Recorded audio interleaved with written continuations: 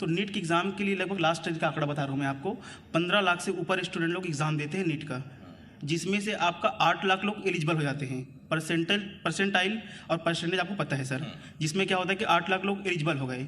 हमारे पास में गवर्नमेंट और प्राइवेट जो कॉलेज मिला करके टोटल सीट है हमारा 84,000 सीट में अगर आधा आपका प्राइवेट में चला जाता है डोनेशन सीट में, आधा बचता है आपको 40,000, जिसमें लोगों को सिलेक्शन मिलता है नीट के थ्रू।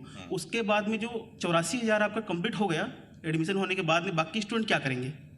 बाकी जो अगर 600-700 स्टूडेंट जो लाख स्टूडेंट बचते हैं जो रेस्ट आप पूरे इंडिया से, उन लोगों के पास में विकल्प नहीं होता ये कि नीट के एग्ज़ाम आप 3 बार दे सकते हैं, first, second, third.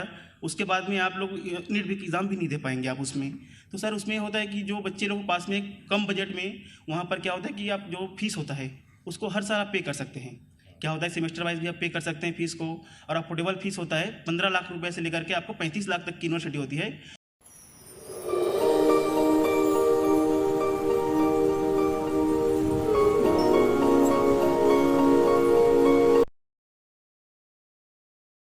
Mister Rupen Kumar Chandra का रुख करते हैं। रुपेन जी, जैसा कि वैल्यूज़ की बात यहाँ पर हो रही है, कितनी इम्पॉर्टेंट है एजुकेशन जब आप दे रहे हैं और ख़ासकर छोटे बच्चों को, तो वैल्यूज़ उनमें हो, और इसके साथ छत्तीसगढ़ में जब हम स्टडी की बात कर रहे हैं, एजुकेशन की बात कर रहे हैं, तो कितना लार्जर लेवल पर आप इसे देख रहे हैं पिछले समय से अब में? नहीं, इसमें एक शिल्पा मैं एक चीज़ ऐड करना चाहूँगा। रुपेन से मेरा सवाल ये भी, बात तो छोटे बच्चों की हमने कर ली, लेकिन मैं आपसे ये पूछ रहा हूँ कि तब जबकि आप मेडिकल की शिक्षा के लिए बच्चों को एक प्लेटफॉर्म देते हैं ओवरसीज, आप एक उन्हें ग्लोबल एक प्लेटफॉर्म देते हैं, तो वो बच्चे यहाँ की वैल्यूज लेके वहाँ कैसे उसकी खुशबू बिखेरते हैं, वो आपको क्या बताते हैं? मैं वो जानना चाहता हूँ आपसे। शिल्पा का सवाल तो है ही, मेरा भी सवाल आपसे। जी, मैं दोनों का नाम जवाब दे देता हूँ एक साथ में ही। सर एक्चुअली क्या है कि मैं तो 11 साल से काम करता हूँ यूरोप एजुकेशन में। अभी तक का हमारा जो है कि 120 डॉक्टर छत्तीसगढ़ में अभी आ चुके हैं पढ़ के, जो सक्सेसफुली एमसीआई क्लियर करने के बाद, वहाँ से आने के बाद में सर एक एग्ज़ाम देना पड़ता है मेडिकल काउंसिल ऑफ इंडिया का। वो देने के बाद में यहाँ पर स्टूडेंट जो होते हैं उन लोग प्रैक्टिस कर सकते हैं। तो यहाँ पर मेरे 120 जो डॉक्टर हैं जो मतलब प्राइवेट में या गवर्नमेंट में, मिकाहारा हो गया, सिम्स हो गया, जितनी भी बड़ी जो है वहाँ पर काम कर रहे हैं। अभी तक के मतलब 1,000 से ऊपर स्टूडेंट हैं जो अभी स्टडी कर रहे हैं। जो यूक्रेन रसिया की मैं बात करता हूँ, मैं यहाँ पर भेजते हैं बच्चे लोग पढ़ने के लिए, तो वहाँ पर मैं एडमिशन कराता हूँ सारे बच्चे को, और जिसका पूरा केयर टेक होता है वो हमारा यूरोप एजुकेशन की तरफ से होता है सारा चीज़। उनकी देखभाल जो होती है 6 साल की जो स्टडी का ड्यूरेशन रहता है, वो सबको रिस्पॉन्सिबिलिटी जो है हमारे ऊपर होता है। उसके साथ साथ में जो बच्चे की जो पढ़ाई को, जैसे हम लोग ऑनलाइन नहीं कर सकते पढ़ाई को, डायरेक्ट कॉलेज में ही जाकर के पढ़ेंगे तो आपको ज़्यादा समझ में आएगा, क्योंकि डेड बॉडीज रहती है, जो बहुत चीज़ें होती हैं जो आप ऑनलाइन उस चीज़ को आप वो नहीं कर सकते। 120 डॉक्टर जब छत्तीसगढ़ में आए हैं तब हमको रियलाइज़ हुआ कि हम भी एजुकेशन फील्ड में एक अच्छा मतलब भूमिका निभा रहे हैं यहाँ पर। डॉक्टर्स कहते हैं कि हमने आज तक इतनी डिलीवरी कराई, इतने बच्चे पैदा किए। रुपेन जी कह सकते हैं मैंने इतने डॉक्टर्स पैदा किए हैं, तो 120 डॉक्टर्स तो अभी बता रहे हैं छत्तीसगढ़ में है। सर एक सवाल है मेरा आपसे कि क्या वजह रहती है यहाँ, क्या रिजर्वेशन की वजह से चांसेस नहीं मिल पाते कुछ बच्चों को जिनके मार्क्स तो ठीक होते हैं लेकिन वो कोटा में रह जाते हैं, या फिर वो बाहर ही पढ़ना चाहते हैं, बाहर एजुकेशन चाहते हैं, वो क्यों आते हैं आपके पास? आप जब उनकी मदद करते हैं तो वो क्यों आते हैं आपके पास? सर देखिए, इंडिया में क्या होता है कि हमारे पास में जो टोटल स्टूडेंट जो नीट के, अभी आपको अगर डॉक्टर बनना है तो आपको नीट के एग्ज़ाम देना पड़ेगा, आप उसके बाद ही डॉक्टर बन सकते हैं। तो नीट के एग्ज़ाम के लिए लगभग लास्ट ईयर का आंकड़ा बता रहा हूँ मैं आपको, 15 लाख से ऊपर स्टूडेंट लोग एग्ज़ाम देते हैं नीट का, जिसमें से आपका 8 लाख लोग एलिजिबल हो जाते हैं। परसेंटाइल और परसेंटेज आपको पता है सर, जिसमें क्या होता है कि 8 लाख लोग एलिजिबल हो गए। हमारे पास में गवर्नमेंट और प्राइवेट जो कॉलेज मिला करके टोटल सीट है हमारा 84,000 सीट में अगर आधा आपका प्राइवेट में चला जाता है डोनेशन सीट में, आधा बचता है आपको 40,000, जिसमें लोगों को सिलेक्शन मिलता है नीट के थ्रू। उसके बाद में जो 84,000 आपका कंप्लीट हो गया एडमिशन होने के बाद में, बाकी स्टूडेंट क्या करेंगे? बाकी जो अगर 600-700 स्टूडेंट जो लाख स्टूडेंट बचते हैं जो रेस्ट आप पूरे इंडिया से, उन लोगों के पास में विकल्प नहीं होता ये कि नीट के एग्ज़ाम आप 3 बार दे सकते हैं, फर्स्ट, सेकंड, थर्ड। उसके बाद में आप लोग नीट भी एग्ज़ाम भी नहीं दे पाएंगे आप उसमें। तो सर उसमें होता है कि जो बच्चे लोगों के पास में कम बजट में, वहाँ पर क्या होता है कि आप जो फीस होता है उसको हर साल आप पे कर सकते हैं। क्या होता है सेमेस्टर वाइज भी आप पे कर सकते हैं फीस को, और अफोर्डेबल फीस होता है 15 लाख रुपए से लेकर के आपको 35 लाख तक की यूनिवर्सिटी होती है। बट आपको जाने से पहले ये देखना होगा कि वो एमसीआई या एनएमसी हो गया, उसकी जगह पे भी नेशनल मेडिकल कमीशन जो हो चुका है, उससे रिकॉग्नाइज्ड है कि नहीं। आप उसी यूनिवर्सिटी में जा सकते हैं कि जो गवर्नमेंट जो रिकोगनाइज रखी है MCI से या NMC से, उसको आप सर्च कीजिए आप अपने में, उस यूनिवर्सिटी में जाकर के उसके हर चीज़ को देखिए आप उसका। अगर आपको समझ भी नहीं आता वो चीज़, तो इसीलिए हम लोग ओवरसीज हैं वहाँ पर कि हम आपको गाइड कर देंगे कौन सी यूनिवर्सिटी बहुत अच्छी। सर मैं आपसे एक सवाल पूछना चाहता हूँ। बहुत अहम होता है किसी परिवार के लिए फीस, पैसा, तब जबकि मेडिकल स्टडीज़ की हम बात करते हैं तो कितना फ़र्क आता है भारत में 12th पास करके, नीट पास करके एक बच्चे को डॉक्टर बनने में, और कितना फ़र्क आता है वो यूक्रेन से या यूरोप से कहीं से वो स्टडी करके और वहाँ से वापस आकर भारत में एलिजिबिलिटी टेस्ट दे और यहाँ पर आकर प्रैक्टिस करे, कितना फ़र्क आ जाता है? क्योंकि बहुत छोटे घर के बच्चे भी आपको देख रहे हैं और बहुत उम्मीद से वो आपको देख रहे हैं कि क्या हमारा भी सपना सच हो सकता है? जी, मैं इसमें बताना चाहता हूँ कि देखिए, इंडिया का पढ़ाई जो है अगर देखा जाए नीट के थ्रू बहुत बेस्ट है। अगर आपका सिलेक्शन हो जाता है नीट के में तो बहुत अच्छा पढ़ाई यहाँ पर बेस्ट है अपने इंडिया पढ़ाई में। अगर आपके पास में अगर डॉक्टर बनने का सपना आप रखते हैं, उसके बाद में भी अगर आप मतलब बनना चाहते हैं डॉक्टर, और उसके बाद आपको सपना पूरा करना है, तो उसके लिए आपको ऑप्शन रहता है कि आप बाहर कंट्री यूरोप में, यूक्रेन, रसिया, हॉलैंड, पोलैंड, रसिया, मोल्डोवा, रोमानिया, किर्गिस्तान, कजाकिस्तान, यहाँ से भी आप डॉक्टर्स बन सकते हैं। इसमें ये होता है सर कि वहाँ पर जो फीस होता है, अगर एक छोटी सी कंट्री की मैं बात करूँ किर्गिस्तान, कजाकिस्तान की, तो वहाँ पर सर 15 लाख रुपए से शुरू होते हैं, जिसको वन टाइम पेमेंट किसी को देना नहीं होता आपको।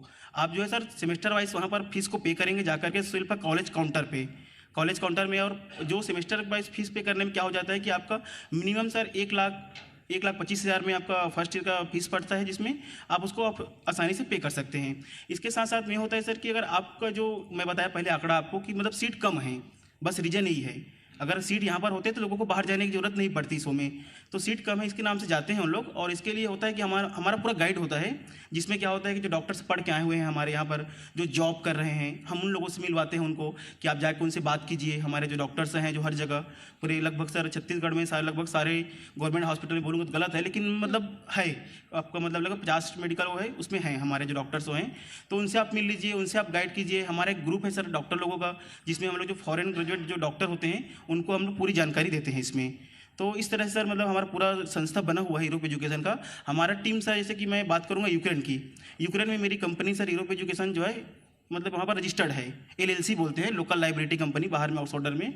तो हमारी कंपनी वहाँ भी रजिस्टर्ड है, इंडिया में भी रजिस्टर्ड है। और हमारे जो है इंडिया में करीबन 7 ब्रांच है सर, यूपी है, बिहार है, आपका झारखंड है, आपका मणिपुर है, दिल्ली है, इस सारे जगह में सर हमारे ब्रांचेस हैं जहाँ से बच्चे जाते हैं। हमारा हर साल का लगभग सर 200 से मतलब 150 से 200 बच्चे जाते हैं पूरा ऑल ओवर इंडिया से। मैं छत्तीसगढ़ का लोकल रहने वाला हूँ, इस कारण मैं क्या है कि अब आपके जी के माध्यम से मैं लोगों को बताना चाहता हूँ इसको कि अगर आप यहाँ से पढ़ सकते हैं सर। बिल्कुल रुपेन जी, लेकिन स्टडी तो लगातार हो रही है और मेडिकल की जैसे कि आपने बात की, क्योंकि ऑनलाइन मैम भी बात कर रही थी, क्लासेस दे रहे हैं बच्चे, इंटरेस्ट भी ले रहे हैं, लेकिन आप लोगों के लिए थोड़ा डिफिकल्ट रहा होगा। ये कितना चैलेंजिंग था आप लोगों के लिए, कैसे स्टडी पहुंचा पाए, क्योंकि मेडिकल की इतनी इजीली स्टडी ऑनलाइन तो नहीं हो पाती जैसा कि जिक्र कर रहे थे आप। जी, जैसे लास्ट ईयर क्या हुआ था कि कुछ कंट्री पूरा मतलब कोरोना में बंद कर दिया था अपना, जो लोगों को यहाँ से भेजते थे बहुत प्रॉब्लम होती थी। जैसे कि बंद किया था रसिया ने, बंद कर दिया था अपना पूरा कि आप कहीं भी जा नहीं सकते। किर्गिस्तान, कजाकिस्तान पूरा फ्लाइट बंद कर दिया था अपना। उस टाइम पे मैंने सारे बच्चों को बोला था कि आपका यूक्रेन है कि जहाँ पर आप जा सकते हैं। वहाँ पर क्या होता था मैम कि हफ्ते में एक बार चैटेड फ्लाइट का हम लोगों को मौका देते थे कि मंडे का आपका एक फ़्लाइट है, उसमें आपका 300 सीट है आपका, मान लीजिए फ्लाइट में, तो उसमें आप बच्चे को पूरे मतलब यानी आपका जो कोविड का जो नियम था उसको आप पालन करके भेज सकते हैं वहाँ पर। तो मैं मैम लास्ट ईयर जो है मैं सारी बच्चे को बोल करके कि किर्गिस्तान या कजाकिस्तान या रसिया में अभी एडमिशन बंद है, अगर आपको ऑफलाइन क्लासेस चाहिए तो आप मतलब वहाँ पर जा सकते हैं। इस तरह से मैंने बात किया था उनको, तो सभी सारे बच्चों को मैंने चैटेड फ्लाइट करके भेजा था लास्ट ईयर। मेरे को सारे बच्चे वहाँ पहुँचे हुए थे अच्छे से। सर एक सवाल मेरा आपसे है, इसी कोविड पर ही मैं, क्योंकि ये इतनी बड़ी चीज़ थी कि इसको 1-2 सवाल में तो हम नहीं इसको संभाल सकते। मेरा आपसे सवाल ये है कि बच्चे उस वक्त क्या कर रहे थे जब वो किसी देश में मेडिकल की पढ़ाई कर रहे थे और सडन वो कोविड काल आ गया, तो उसके बाद उनकी स्टडीज़ पर, उनके रहने खाने पर वहाँ क्या फ़र्क पड़ा और आपने कैसे उनको देख रेख की उनकी वहाँ पर कि वो ठीक रहें, वो अगर हॉस्टल में है तो वहाँ सेफ रहें, उसमें आपने कैसे देख रेख की उनकी? सर जब कोविड का पूरा टाइम आया था उस टाइम पे सब पूरे जब फ्लाइट्स बंद हो गए थे, तो हमारे जो टीम है, यूक्रेन हो गया, रसिया हो गया, वहाँ पर हमारी यूरोप एजुकेशन की लोकल टीम है जो वहाँ पर जो हर जगह मतलब 4 से 5 लोग हैं जो लोकल यूनिवर्सिटी को देखते हैं। वहाँ पर जो प्रॉब्लम होते हैं, जैसे यहाँ से गर्ल्स जाते हैं हमारे, उनके लिए सबसे ज़्यादा जवाबदारी होता है हम लोगों को, क्योंकि हम लोगों को 6 साल की रिस्पॉन्सिबिलिटी, और वहाँ पर हम लोग लोकल पेरेंट्स होते हैं। लोकल पेरेंट्स इसलिए होते हैं हम लोग क्योंकि यहाँ से पेरेंट्स पहुँच नहीं सकता वहाँ पर तुरंतों में, तो हम लोग उनके 6 साल की रिस्पॉन्सिबिलिटी साथ में रखते हैं पहले से ही। जिस दिन हम लोग पास में काउंसलिंग के लिए आते हैं, जिस दिन एडमिशन होता है स्टूडेंट का, उस दिन हम लोग सारी चीज़ को बता देते हैं। उसके साथ साथ में होता है कि अगर आप वहाँ पर जैसे प्रॉब्लम हो रहा था तो हमारे टीम थे वहाँ पर, जो सैनिटाइजर हो गया, जो भी खाने की सामान है, जिसका अगर फीस के लिए यहाँ पर प्रॉब्लम जा रहा था उसको देखना कि 2 महीने लेट कराना, कि अगर फीस अगर आपको टाइमली पहुँच नहीं पाता था यहाँ से, कोरोना टाइम में बहुत सारे प्रॉब्लम होते थे। वो लोग 85% बच्चे जो है वापस आकर के इंडिया आकर के अपना MCI की तैयारी करते हैं। और सर एक चीज़ बताना चाहूँगा कि MCI का जो अभी नया अपडेट आया है, जो NMC में, नेशनल मेडिकल कमीशन में, अब ये हो गया है सर कि जो फॉरेन ग्रेजुएट थे या फिर इंडिया में जो पास करते हैं उन दोनों को कॉमन एग्ज़ाम देना पड़ेगा। अगर उन लोग दोनों पढ़ते हैं तो दोनों को साथ में बैठ के एग्ज़ाम लिखना पड़ेगा, जिसमें से अभी 120 पासिंग मार्क है उसका, जो आप लाते हैं उसके बाद में आप मतलब प्रैक्टिस कर सकते हैं इंडिया में। तो जो एग्ज़ाम पहले फॉरेन ग्रेजुएट के लिए होता है, उसको मेडिकल की क्वालिटी को सुधारने के लिए अब सभी को एग्ज़ाम देना पड़ेगा, तभी आप इंडिया में प्रैक्टिस कर सकते हैं।